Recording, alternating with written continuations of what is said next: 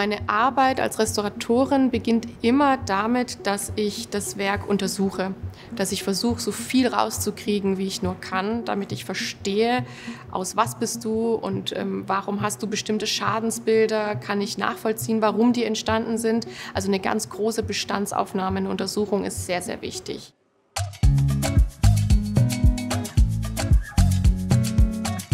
Bei diesem Bild hat Stankowski die verschiedenen Formen, die er hier angelegt hatte, mit einem Bleistift von Hand wirklich nachgezogen. Später nimmt er Hilfsmittel, zum Beispiel Klebebänder, die er dann abzieht, um eine ganz gerade Linie zu bekommen.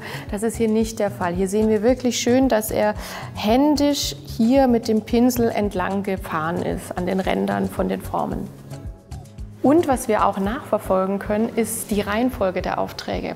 Also ich sehe, welche Farbe übereinander liegt. Es ist nicht so, dass er wirklich Stoß an Stoß gemalt hat, sondern es gibt immer eine leichte Überlappung. Und deswegen können wir hier nachvollziehen, wann er welche Farbe aufgetragen hat. Beispielsweise, wenn wir diese Stelle hier rausnehmen, dann sehen wir ganz eindeutig, dass dieses Blau als allerletztes aufgetragen wurde. Alle anderen Farben liegen darunter.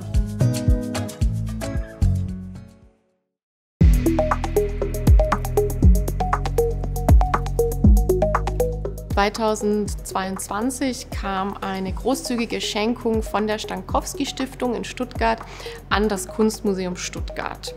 Das waren über 140 Gemälde und fast 80 Grafiken von Anton Stankowski. Und deswegen gibt es ein Kooperationsprojekt zwischen dem Kunstmuseum Stuttgart und der Wüstenrot-Stiftung für den Erhalt, die Konservierung, die Restaurierung, die nach Museumsstandard gerichtete Lagerung von Kunst im Depot des Kunstmuseums.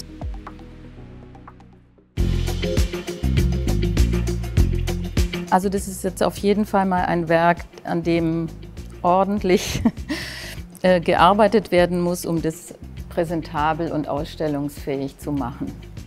Also man sieht wirklich sehr viele Alterungsspuren und Gebrauchsspuren. Es gibt Fehlstellen und Abplatzungen von Farbschicht und gelockerte Farbschicht. Da ist die Farbschicht noch vorhanden, aber noch nicht abgefallen, und da wird jetzt die Substanz gesichert, indem mit einer Methylcellulose gefestigt wird.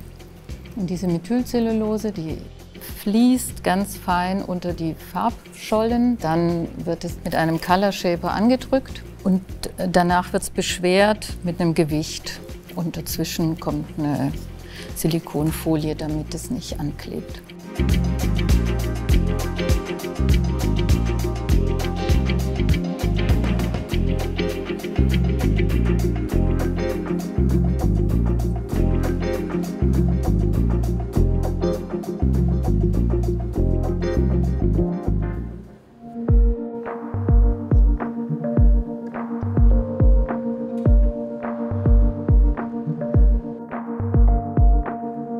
Wenn man sich dann ein bisschen reinschaut in das Gemälde, dann sieht man eben, wo verschiedene Zustände und Schäden sind.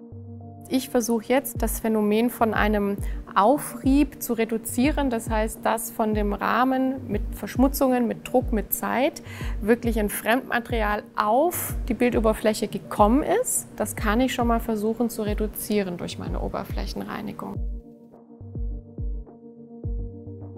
Und der Alurahmen an sich ist jetzt nicht in einem Top-Zustand. Wir haben ziemlich viele Kratzer und Schrammen und auch ältere Klebestreifen. Per se könnte der nicht einfach wieder so draufgeschraubt werden, ne? Also da muss ein bisschen was dran gemacht werden an diesem Alurahmen. Ja.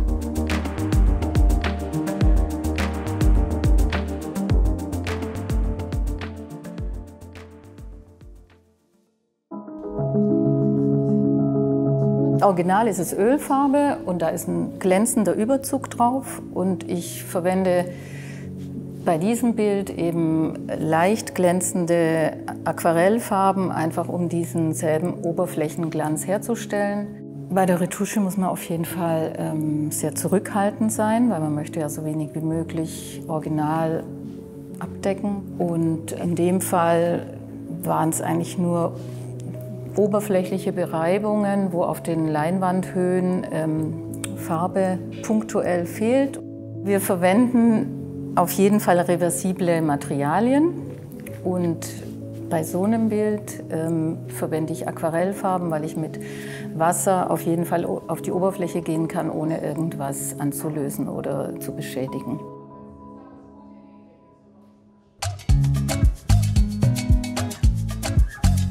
Direkt hier an dieser Stelle hat das Gemälde einen Schaden. Es gibt Ausbrüche, die durch die Malschicht bis auf den Bildträger gehen, die stark aufgefächert sind. Und die schaue ich mir jetzt in einer Vergrößerung an, damit ich einen besseren Eindruck bekomme, was wir hier bei der Maßnahme machen können. Nach der Festigung des aufgefächerten Bildträgers kommt in diese vielen kleinen Vertiefungen in der Fehlstelle eine Kittung, damit wir ein gleichmäßiges Oberflächenniveau haben. Und das kann man mit einer Kittmasse, die hier zum Beispiel noch weiß zu sehen ist, auffüllen. Und diese Masse wird dann nochmal farblich angepasst, also retuschiert.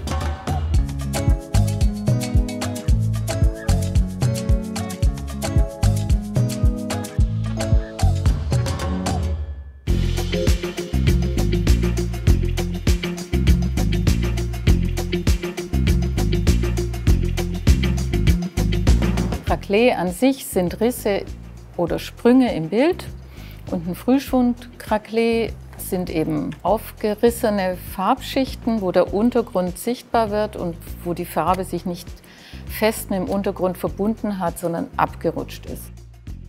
Ich habe mich jetzt hier entschlossen, das zu retuschieren, einzutönen, einfach damit es wieder besser zu dem Gesamtbild passt und wieder besser lesbar wird.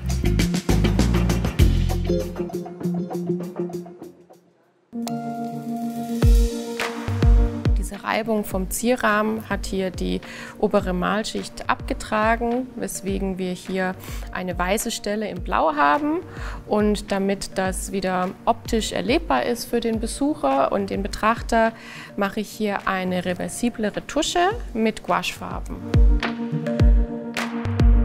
Der Alurahmen kommt wieder auf das Bild, auf das Gemälde, damit es aber keine weiteren Schäden gibt von dem Aluminiumrahmen auf der Bildschichtoberfläche, kommt hier ein säurefreies Papier zwischen die Aluleiste und die Malschicht.